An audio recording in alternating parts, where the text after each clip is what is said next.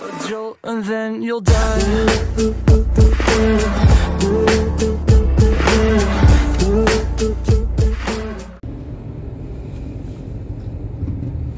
Hello, good morning guys.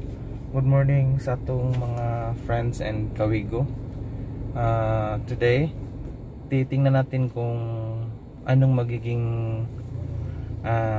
effect pag nag-install tayo ng muffler. So sabi nga ng iba, pag muffler daw yung gamit natin sa exhaust natin, lalakas daw yung gasolina. So meron akong nabiling muffler, 3,000 plus yata yun. Matagal na yun, siguro 2 years na yun, hindi ko pa naikabit. Ngayon itry natin ikabit at saka tingnan na lang natin kung ano nung maging effect niya pag nakabit na. Ating malaman din kung totoo yung sinabi ng iba na lalaki daw yung konsumo ng gasolina. So tara, samahan niyo ako. Ito nga pala yung nabili nating muffler. Burn tip yata. Oh, ito burn tip. Ito. So dalhin natin siya. Dalhin natin sa talyer. Papakabit natin. So yan, naisakay ko na.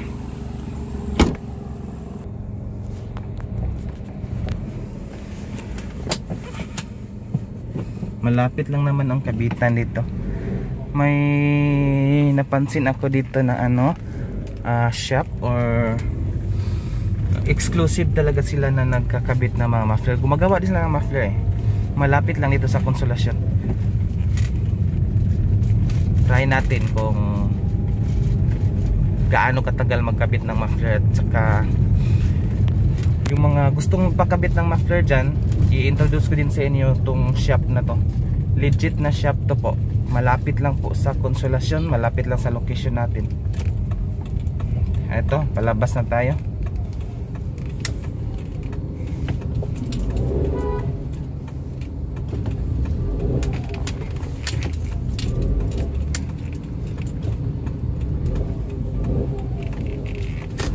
Traffic na.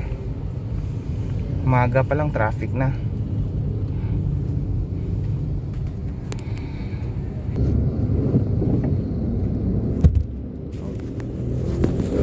Sorry.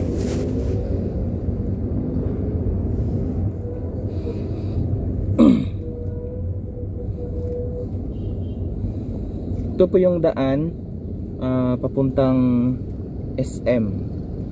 Galing po ako ng corner Yate. Sa mga taga Cebu, Northern Cebu, dali ra kay tultulon ang kabitanan sa muffler. At bang rani siya sa Bagungdan, corner Bagungdan. Iskina Bagungdan mao na siya.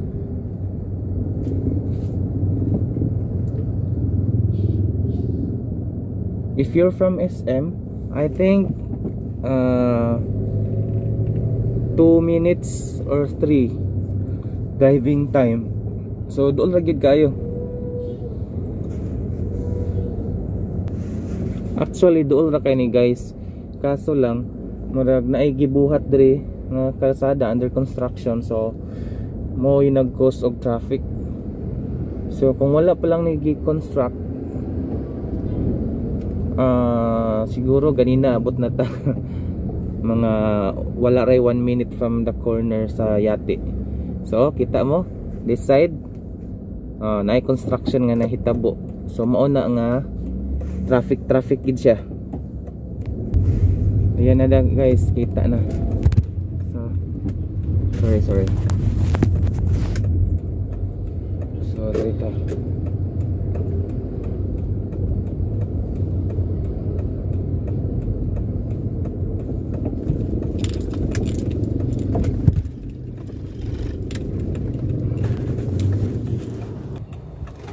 Sarado pa yata, close pa yata.